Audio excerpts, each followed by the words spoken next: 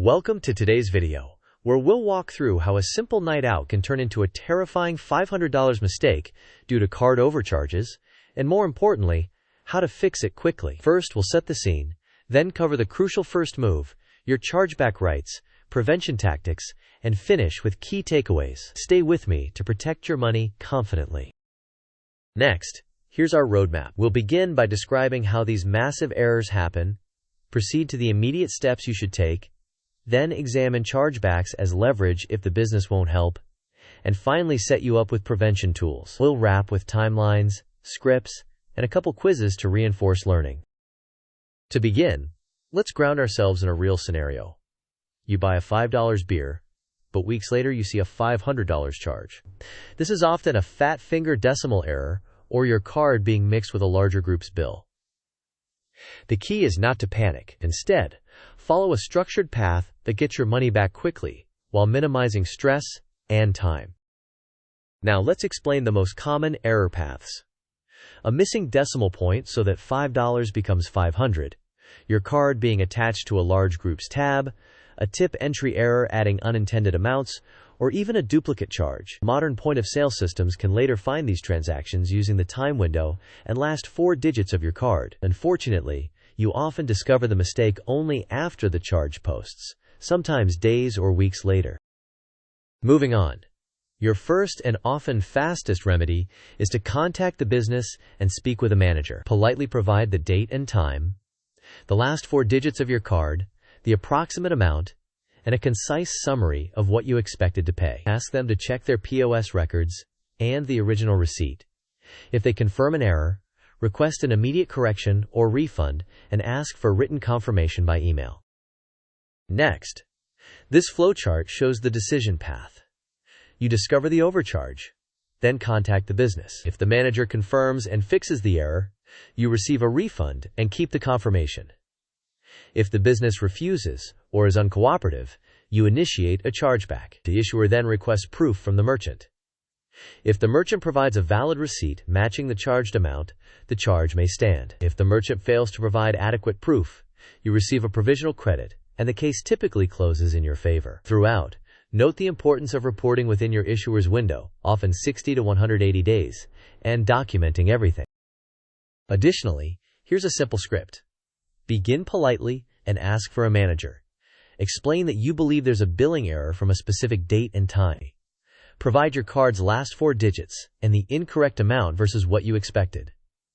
Ask the manager to check their POS system for that time frame. If it's confirmed as a mistake, request a refund and an emailed confirmation for your records. Now let's compare routes. Contacting the business is often the fastest and most amicable solution, helping avoid penalizing a well-meaning merchant. However, it depends on their cooperation and may require follow-ups. A chargeback shifts the burden of proof to the merchant and uses a formal framework, but it can take longer and may involve temporary holds or additional documentation. Next, if the business refuses or denies the error, contact your card issuer and open a dispute. When you initiate a chargeback, the responsibility to prove the legitimacy of the charge shifts to the merchant. They must provide solid evidence, such as a signed or authenticated receipt for the exact amount. If they cannot, the dispute generally resolves in your favor. Then, here is how to file.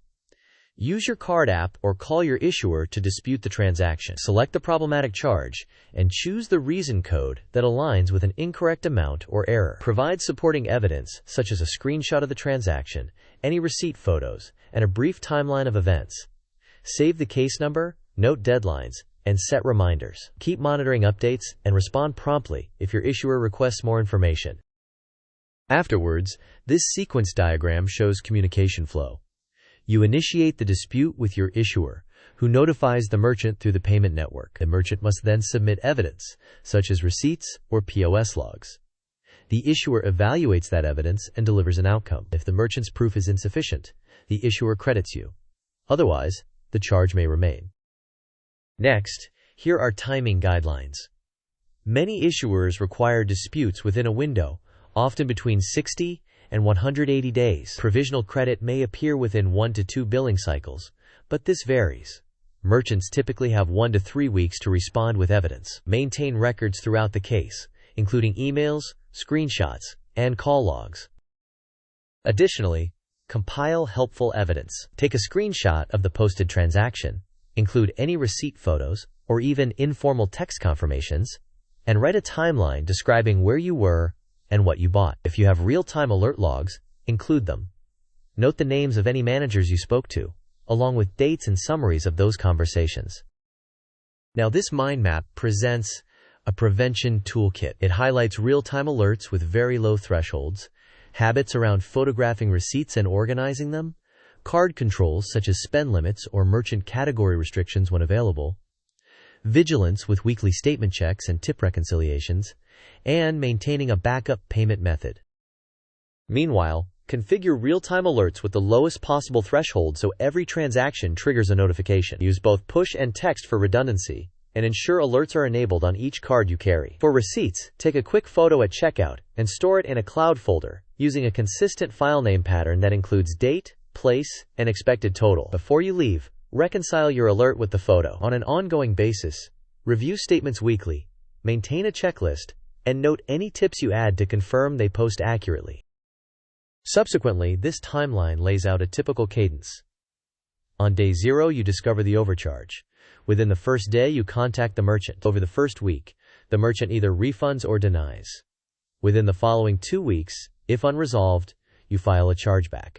Over weeks 2 to 6, the issuer may provide provisional credit while evaluating. Between weeks 4 and 12, the merchant's evidence is reviewed, and a final decision is issued. Document each step. In addition, this pie chart illustrates common sources of overcharges. Missing decimals may represent a substantial portion, followed by swapped bills, tip entry errors, and duplicate charges. The percentages are illustrative and serve to emphasize the variety of potential causes, rather than provide definitive statistics. Next, a quick knowledge check. The question is, what is the best first move when you discover a massive overcharge on your card? Here are your options. 1. Immediately file a police report. 2. Call your issuer and close the account. 3. Contact the business manager and ask them to check their POS records. 4. Wait a month to see if it fixes itself. You may pause the video now to think about the answer. We will discuss the answer in the next section of the video. The correct answer is to contact the business manager and ask them to check their point-of-sale records. This approach often resolves the issue quickly and maintains goodwill. If the business refuses or denies the error, escalate by filing a chargeback with your card issuer. Now for the second question. In a chargeback, who bears the burden of proof after you file the dispute? The options are you, the cardholder, your bank's fraud department, the merchant, or the payment network. You may pause the video now to consider the answer. We will discuss the answer in the next section. The correct answer is the merchant. After you initiate a chargeback, the merchant must provide concrete evidence that the charge is legitimate, such as a valid receipt or authentication that matches the disputed amount. To summarize the essentials, begin with the business for the fastest resolution. If they refuse to cooperate, file a chargeback, which shifts the burden of proof to the merchant. Be aware of your issuer's reporting window, often 60 to 180 days. Enable real-time alerts at a very low threshold, and save receipt photos. Document every step, including names, dates, screenshots, and case numbers. In conclusion, approach managers calmly with a concise script, escalate to a chargeback if you encounter resistance, and harden your defenses with real-time alerts and disciplined receipt capture. Track deadlines carefully, and maintain organized records to streamline any dispute. Before we finish, a quick disclaimer. This content is educational and not legal, financial, or tax advice. Policies differ by issuer, payment network, and jurisdiction. Always verify the specifics with your card provider and consult applicable regulations or a qualified professional if you need personalized guidance. Finally, thank you for watching. If this helped, please like the video, share it with someone who might need it, and subscribe for more practical guides. I'd love to hear your experiences or questions in the comments so we can help each other stay protected.